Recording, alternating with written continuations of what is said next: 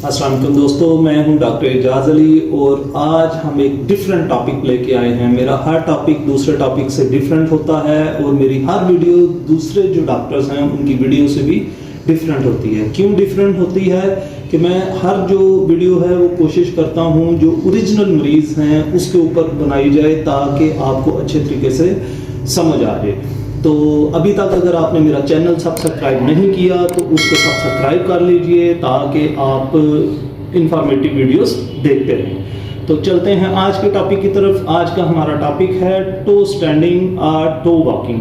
छोटे बच्चे तो हर घर में होते हैं। जब बच्चा खड़ा होने की उम्र में आता है या चलने की उम्र को पहुंचता है तो हमने नोट किया है कि अक्सर बच्चे जो है वो अपने जो पंजा है, जो पाँव का पंजा है उसके ऊपर खड़ा होता है या उसके ऊपर चलने की कोशिश करता है। तो इसको कहते हैं टो स्टैंडिंग या टो वॉकिंग।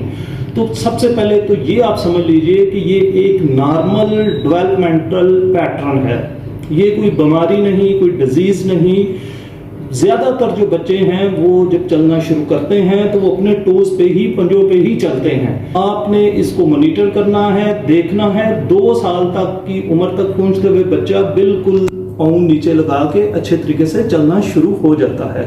हाँ, इसमें कुछ प्रॉब्लम्स भी होती हैं। अगर आपका बच्चा, आप समझते हैं कि 2 साल का हो गया और उसके बावजूद वो अपने पंजे पे चल रहा है तो फिर डेफिनेट आप अपने किसी भी करीबी फिजियोथेरापिस्ट को चेक करवाएं। या इसके अलावा कुछ और प्रॉब्लम होती हैं, जैसे अगर आपका बच्चा पहले बिल्कुल ठीक चल रहा था, पाँव पूरा लगा के चल रहा था, एड़ी भी लगा रहा था, तो बाद में उसने अपने पंजों पे चलना शुरू कर दिया। दूसरा, अगर उसको वो पंजों के ऊपर चल रहा है और साथ उसको कोई और डेवलपमेंटल प्रॉब्लम है, कोई और उसकी डेवलपमेंटल डिले हो रही है या उसको कोई जिस्मानी या ज़हनी कोई और बीमारी है, जैसे सेरिब्रल पॉल्सी होती है जिसको आम ज़बान में सीपी कहते हैं, या कुछ और नर्व और मसल से प्रॉब्लम होते हैं जिसको हम मस्कुलर डिस्ट्रॉफी कहते हैं। अगर वो है तो आप डेफिनेट अपने फिजियोथेरापिस्ट के पास विजिट कीजिए और इसका प्रॉपर ट्रीटमेंट लीजिए। अभी हम आपको इसका प्रॉपर जो ट्रीटमेंट है, अगर आपके घर के करीब कोई फिजियोथेरापिस्ट अवेलेबल नहीं है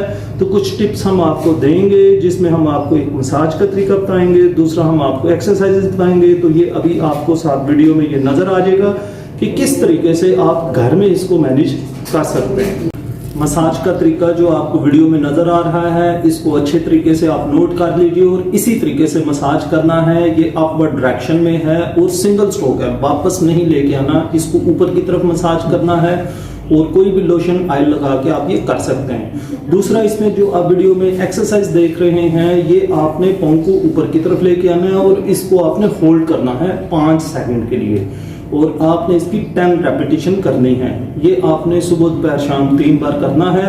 तो उम्मीद है इसी से आपका बच्चा जो है वो ये नॉर्मल तरीके से खड़ा होना और चलना शुरू कर देगा।